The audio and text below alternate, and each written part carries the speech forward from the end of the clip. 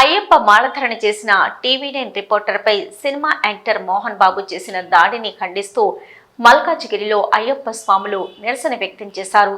మోహన్ బాబు విచక్షణ కోల్పై ఒక జర్నలిస్టుపై దాడి చేయడం అత్యంత ఏహమైన చర్యగా అభివర్ణించారు.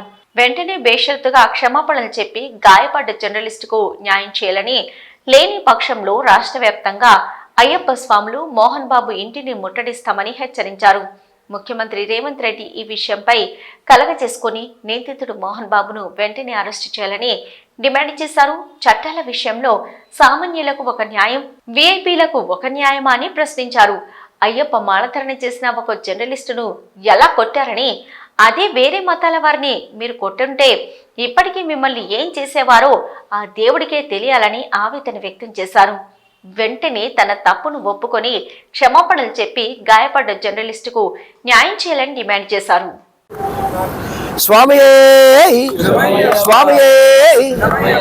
సో గత 4 రోజుల నుంచి ఏదైతే హైదరాబాద్ లో ఒక సంఘటన జరిగిందో, అయ్యప్ప స్వామి పైన జర్నలిస్టు మరియు అయ్యప్ప స్వామి పైన హీరో మోహన్ బాబు చేసిన దాడిని ముందుగా మేము అయ్యప్ప స్వాములం అందరం తీవ్రంగా ఖండిస్తున్నాము.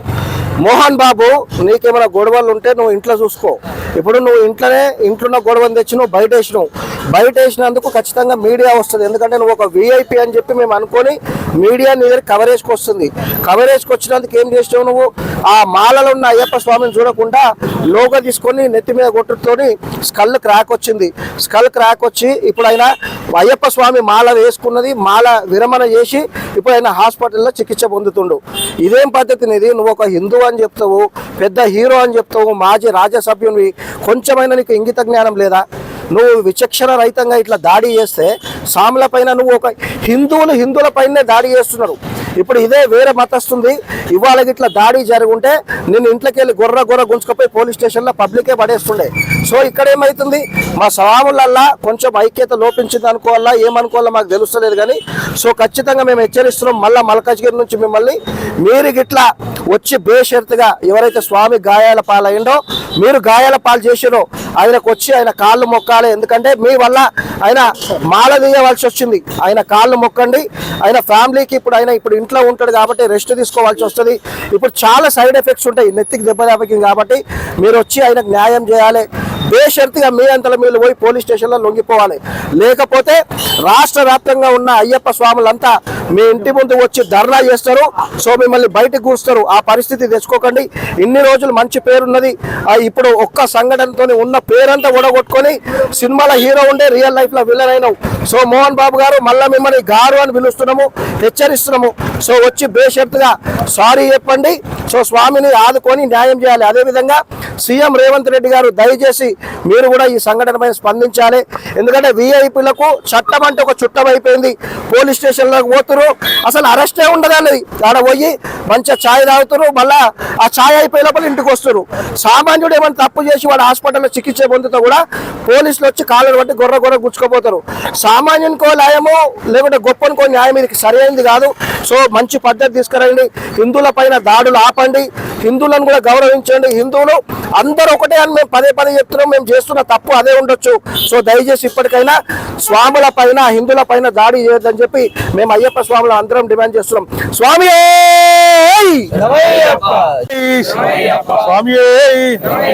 ఏదైతే గత 4 రోజుల నుంచి సంచలనంగా తెలంగాణలో సంచలనంగా మారిందో మోహన్ బాబు కుటుంబ సమస్య, ఏదైనా ఉంటే కుటుంబ సమస్యలు మీరు తీర్చుకోవాలి స్వామి.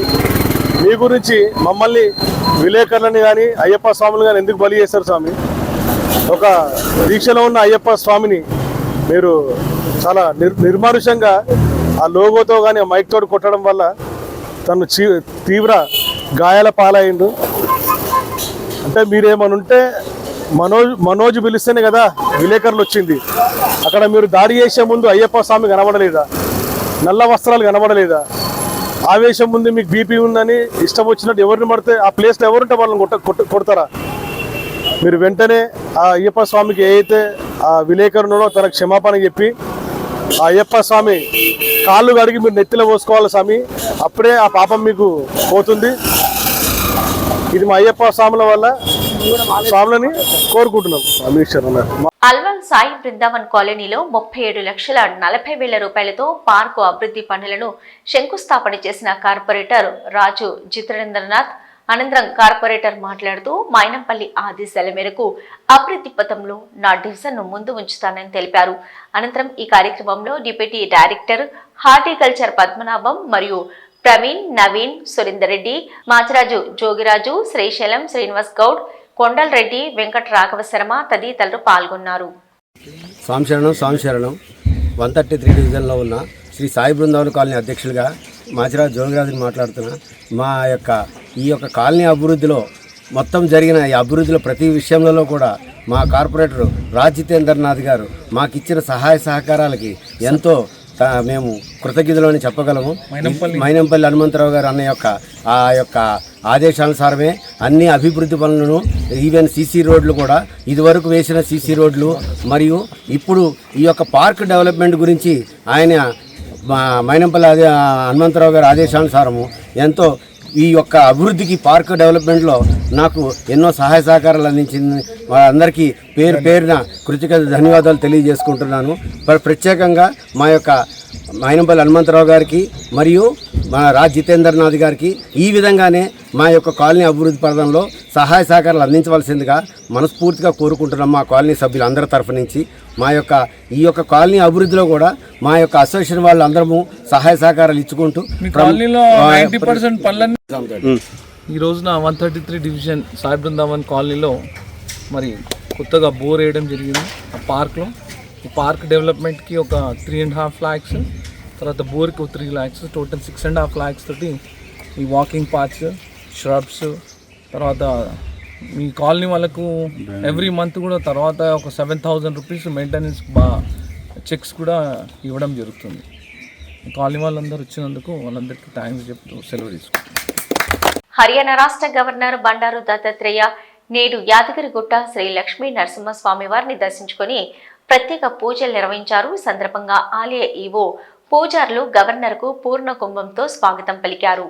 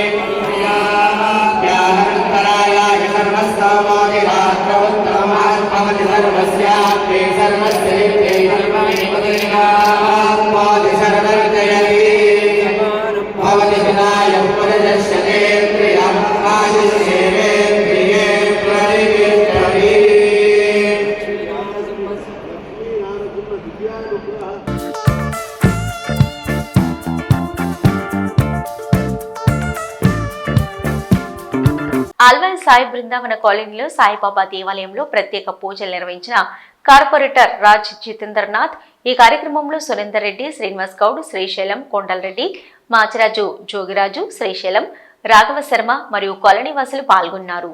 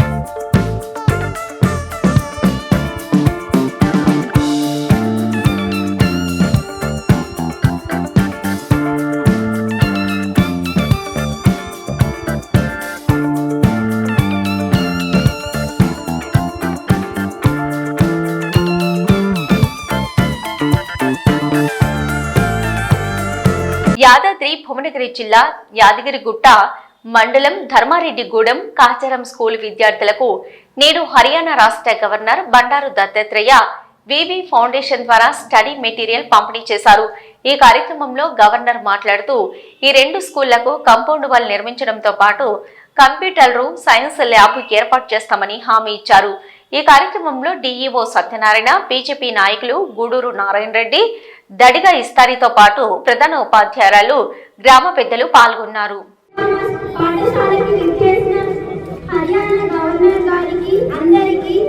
నమస్కారం తెలుపుతూ స్వాగతం పలుకుతున్నాను. గత 20 సంవత్సరాల నుండి మా పాఠశాలకు ఇంత గొప్ప నాయకులు ఎవరూ రాలేదు. హర్యానా గవర్నర్ అయిన శ్రీ దత్తాత్రేయ గారు రావడం మాకెంతో ఆశ్చర్యకరంగా సంతోషంగా ఉంది. మా స్కూల్కి కాంపౌండ్ లేకపోవడం వల్ల చాలా ఇబ్బందులు ఉన్నాయి. అలాగే స్కూల్ ల్యాబ్, సైన్స్ ల్యాబ్ లేకపోవడం ఇంకా ఇబ్బందిగా ఉంది.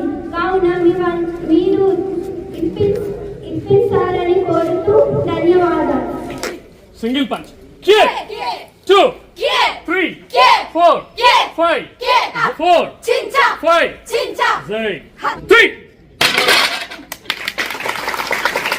3 make it. Position 1. చాలా సంతోషము. గ్రామీణ ప్రాంతంలో ముఖ్యంగా విద్యార్థులు, ఆడపిల్లలు చాలా ధైర్యంగా ప్రదర్శించినటువంటి పోటీలకు నేను వారికి హృదయపూర్వకమైనటువంటి ధన్యవాదాలు తెలియజేస్తాను.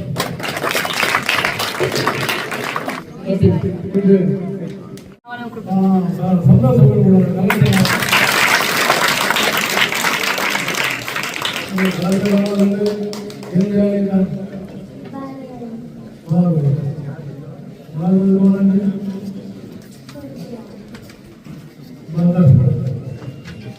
ఏం కావాలి?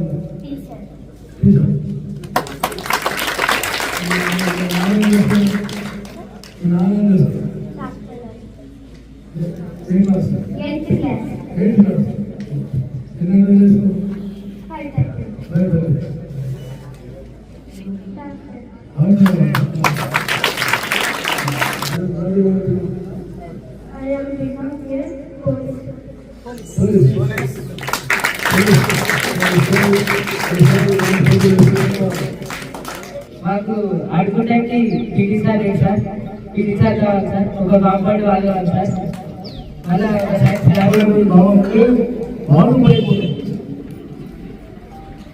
అంతేగాని ఉన్నానం ఎవరికి పెట్టకుండా రాసిపోయేటట్టు పట్టిన పెట్టుకుంటే వాళ్ళు ఎప్పుడు కూడా పైకి రాదు. మనిషి గొప్పగా రాణించగలరు. విద్య లేకపోతే అతను పశువుతో సమానం. దేశంలో పేదరిక నిర్మూలన కావాలన్నా, నిరుద్యోగమే ఉన్నటువంటి ఒక నిర్మూలన కావాలన్నా, అసమానత తగ్గాలన్నా, లేక దేశం అభివృద్ధి కావాలన్నా, అన్నిటికీ ఒకే ఒక మందు, అది విద్య అని నేను మీకు సభాముఖంగా చెప్తాను. మా బీబీ ఫౌండేషన్ తరఫున తప్పకుండా ఒక నూతనమైన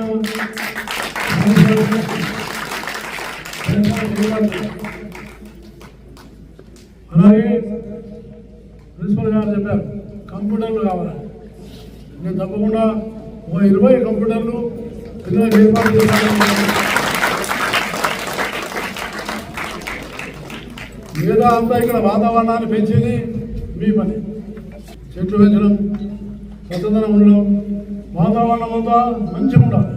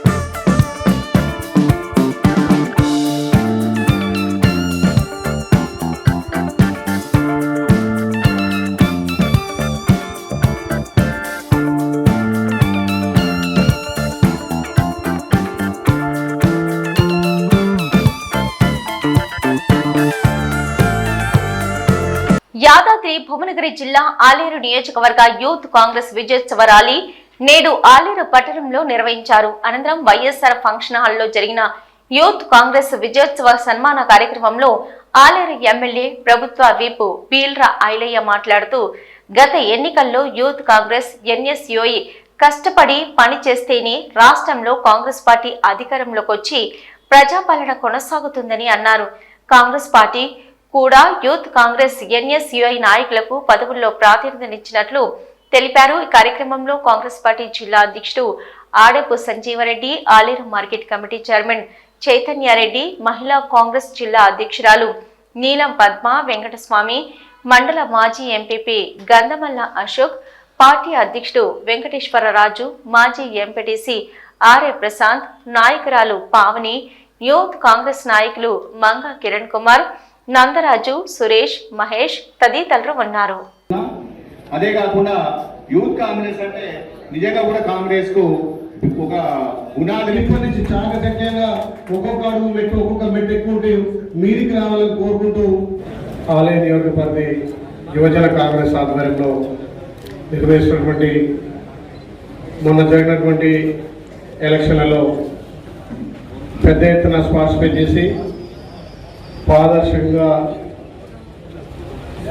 సంస్థాగతంగా పటిష్టం చేసుకోవడం కోసం యువజన కాంగ్రెస్ ఆధ్వర్యంలో గెలుపొందినటువంటి అసెంబ్లీ నియోజకవర్గ నాయకులు మంగ కిరణ్ గారికి, అదేవిధంగా మండలంలో గెలిచినటువంటి అన్ని మండల శాఖలకు పేరు పేరున కాంగ్రెస్ పార్టీ తరఫున మీకు ప్రత్యేకంగా ధన్యవాదాలు. ఎలక్షన్లు అన్నప్పుడు గెలుపోటలు సాధ్యం. ఎవరైనా తక్కువ ఓట్లతోటి సెకండ్ ప్లేస్లో ఉన్నా అది గెలుపుకు నాందిగా ముందుకు పోవాలి తప్ప మేము ఓడిపోయాం అనుకునేది కాదు. కాంగ్రెస్ పార్టీ అంటే ఒక సముద్రం. ఈ సముద్రంలో మీకు అవకాశం వచ్చింది, పార్టిసిపేట్ చేయడమే గొప్ప అవకాశం. సరే, ఎక్కువ తక్కువ అనేది దాన్ని మనం పట్టింపు కాకుండా ఇంకా మీకు భవిష్యత్తులో రేపు కాంగ్రెస్ పార్టీలో కూడా మంచి భవిష్యత్తు ఉండడం కోసం మొదటగా మీ సేవలు యువజన కాంగ్రెస్లో వినియోగించుకొని మొన్న జరిగినటువంటి ఎలక్షన్లలో కాంగ్రెస్ పార్టీ గౌరవ ముఖ్యమంత్రి రేవంత్ రెడ్డి గారు అధికారం రావడానికి, ఈ ప్రజాపాలన రావడానికి యూత్ కాంగ్రెస్ ఎన్ఎస్ఐ పాత్ర గణనీయంగా ఉందని చెప్పి చెప్పక తప్పదు. గ్రామ స్థాయిలో మీరందరూ గట్టిగా పటిష్టంగా ప్రతి గ్రామంలో, ప్రతి బూత్లో, ప్రతి వార్డులో కాంగ్రెస్ సైనికులకు మీరు యువజన కాంగ్రెస్ పనిచేసారు కాబట్టి ఆ గెలుపు సాధ్యమైంది. ఆలేరులో మాత్రం తప్పకుండా యూత్ కాంగ్రెస్ ఎన్ఎస్యుఐ కృషి వల్లనే ఇంత పెద్ద భారీ మెజార్టీ చెప్పక తప్పదు. అందులో భాగంగా ఈరోజు ఏదైతే యూత్ కాంగ్రెస్లో ఉన్నటువంటి మీరందరికీ రేపు స్థానిక సంస్థల్లో కాంగ్రెస్ పార్టీ పెద్దపీట వేస్తుంది. మీ సేవలు ఇంకా కూడా గ్రామ స్థాయిలో, మండల స్థాయిలో, జిల్లా స్థాయిలో వినియోగించుకోవడం కోసం స్థానిక సంస్థల్లో పెద్ద ఎత్తున అవకాశాలు ఇస్తారని చెప్పి మీకు మాటిస్తున్నా. ఏ నమ్మకంతో అయితే మీరు మొన్న కాంగ్రెస్ పార్టీని అధికారం తీసుకొచ్చిండ్రో అదే నమ్మకంతో కాంగ్రెస్ పార్టీ చేపడుతున్నటువంటి సంక్షేమ అభివృద్ధి పరాల్లో కూడా మీ అందరినీ బాధ్యత చేసి మీ గ్రామాలలో మీకు కూడా ప్రాధాన్యత వచ్చే విధంగా, మీకు కూడా గుర్తింపు ఇచ్చే విధంగా రేపు స్థానిక సంస్థల్లో కూడా బలోపేతం చేసి ఎవరైతే ముందుకు వస్తారో యువతకే పెద్దపీట వేయాలని చెప్పి కాంగ్రెస్ పార్టీ నిర్ణయం ఉంది. కాబట్టి గౌరవ ముఖ్యమంత్రి గతంలో కార్పొరేషన్లు కానీ పార్టీ పదవులు ఇవ్వకపోతే మొన్న గెలిచిన సంవత్సరంలోనే ఆన్లైన్లోనే 30 కార్పొరేషన్ చైర్మన్లుగా చేసుకున్నాం. ఇంకా 30 కూడా ఈ నెలాఖరు జనవరి సంక్రాంతి లోపు ఫిలప్ చేస్తున్నారు. కాబట్టి ఎవరైతే చాకచక్యంగా యూత్ కాంగ్రెస్ ఎన్ఎస్యుఐ పనిచేస్తారో వాళ్ళకి తప్పకుండా అవకాశాలు కల్పిస్తాం. మీకు అవకాశాలు ఉంటాయి. దానికి నిదర్శనం మీ బల్మూరు వెంకట్కు ఎమ్మెల్సీ ఇచ్చినాం. అదేవిధంగా రాజ్యసభ సభ్యుడిగా అతి చిన్న వయసులో రాజ్యసభకు యూత్ కాంగ్రెస్ స్టేట్ ప్రెసిడెంట్ కూడా అంజన్ కుమార్ యాదవ్ కొడుకు అనిల్ కుమార్ యాదవ్ కూడా ఇవ్వడం జరిగింది. అంటే వాళ్ళు మీ లెక్క చిన్నప్పటి నుంచి కాంగ్రెస్ పార్టీని బలోపేతం చేయడానికి యూత్ కాంగ్రెస్ ఎన్ఎస్యూ పనిచేశారు. కాబట్టి అక్కడ సెంట్రల్లో సోనియమ్మ కానీ, రాహుల్ గాంధీ కానీ, ప్రియాంక గాంధీ గుర్తించి ఒకరిని రాజ్యసభకు, ఒకరిని ఎమ్మెల్సీగా పంపింది. ఇవాళ మన రాష్ట్ర అధ్యక్షుడు కూడా మహేష్ గౌడ్ కూడా యూత్ కాంగ్రెస్ నుంచి వచ్చిన వ్యక్తే కాబట్టి, యూత్ కాంగ్రెస్ సేవలు చేసింది కాబట్టి ఇలా రాష్ట్ర అధ్యక్షుడికి ఆ యూత్ కాంగ్రెస్ సేవలు చేసిన అతనికి ఇచ్చిందంటే, మీరంతా కూడా ఇప్పుడు మీరు చేసే ప్రతి పని రేపు మీ జీవితంలో తప్పకుండా కాంగ్రెస్ పార్టీ నామినేటెడ్ పోస్ట్ కానీ అవసరమైతే పోటీ చేసే తత్వంలో మీకు ముందుగా ప్రాధాన్యత ఉంటుంది.